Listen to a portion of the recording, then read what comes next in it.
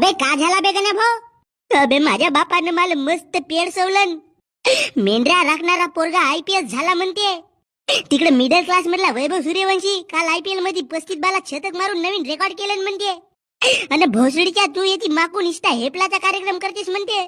सांग डेंगू कोणता बाप आपल्या पोराला असा म्हणते रे? अबे तर का झाला म्हणलं तर बापच तर हो तुझा. चल घरी. घरी कसा येऊ मित्रा? दरवाजा समोर ठेवलं नाही कुत्रा. बे गण्या भाऊ भोकात गेला गण्या भाऊ. मी चाललो मोठ्या शहरामध्ये. आता मोठा माणूस बनल्याशिवाय येतच नाही गावात. मोठ्या डगर हेलिकॉप्टर मध्ये येतो मी गावामध्ये. आता पाय मोठा होऊन माझा आंबा नाही गिनो या घरी बायलं.